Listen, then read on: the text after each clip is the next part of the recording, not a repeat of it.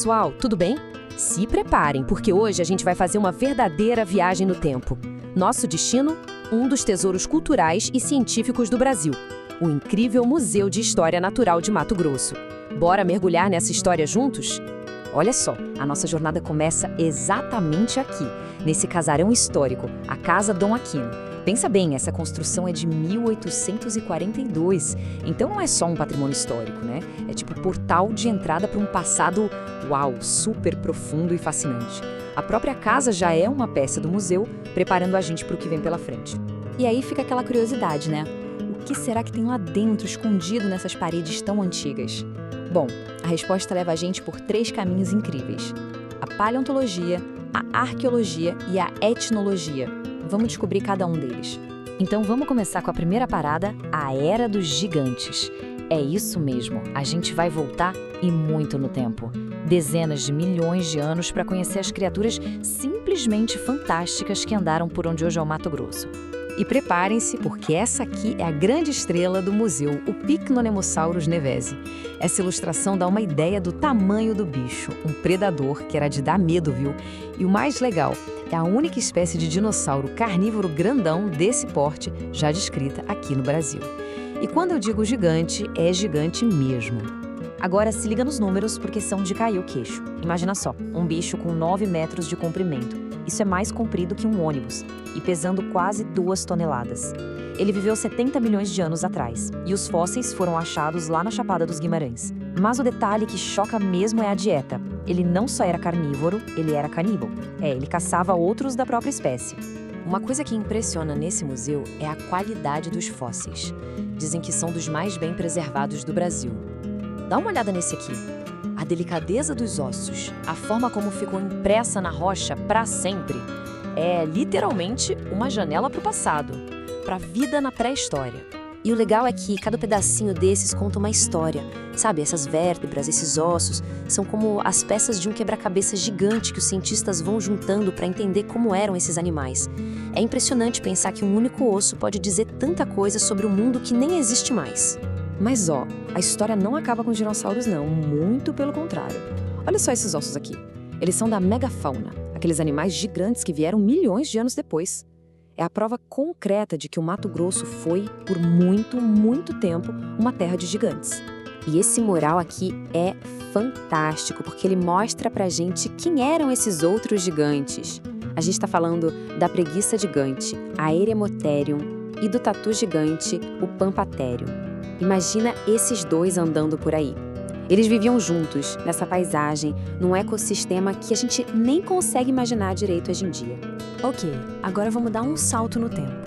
A gente sai um pouco da história natural e entra na jornada humana. Porque o museu também conta a história das pessoas que viveram nessa região, sabe? Desde os primeiríssimos habitantes até chegar no período colonial. E esse contraste aqui é sensacional. De um lado a gente vê as ferramentas dos caçadores-coletores, sabe? Pontas de lança feitas de pedra, machados.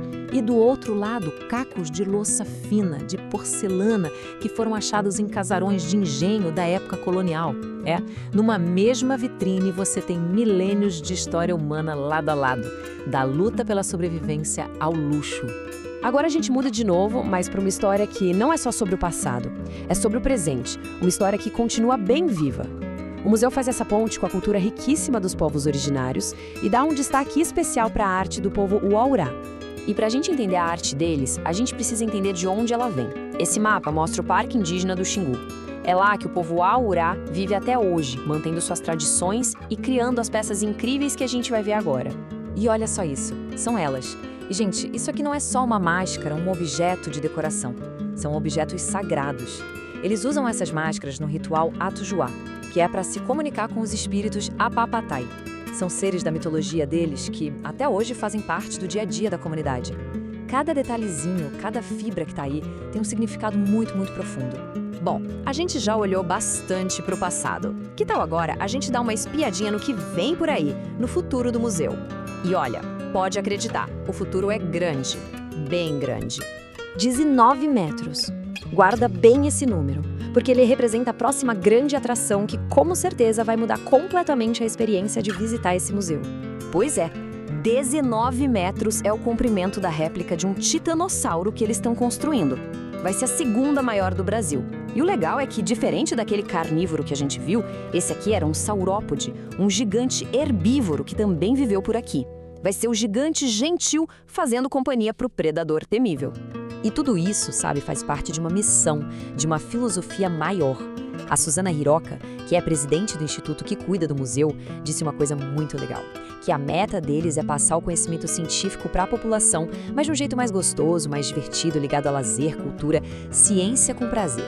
E você vê essa missão na prática quando está lá, porque a experiência é completa. Do lado de dentro tem a ciência, a história, com fósseis que mostram o comecinho da vida na Terra, como esses estromatólitos, e do lado de fora, uma área verde enorme de 10 mil metros quadrados, com parquinho, café, perfeito para passar o dia com a família. É a mistura perfeita de aprender e se divertir. E para quem ficou com vontade de ir lá conferir de perto, anota aí as informações. O museu fica em Cuiabá. Abre de quarta a domingo e, o melhor de tudo, aos domingos a entrada é de graça. Isso é muito bacana para deixar a cultura mais acessível para todo mundo. E a gente termina com uma pergunta para a gente ficar pensando. Cada fóssil, cada pedacinho de cerâmica que a gente viu hoje, um dia foi um mistério escondido debaixo da terra. E isso faz a gente pensar, o que mais será que está lá embaixo, sobre os nossos pés, só esperando a hora de ser descoberto e, quem sabe, reescrever tudo o que a gente acha que sabe sobre o nosso passado?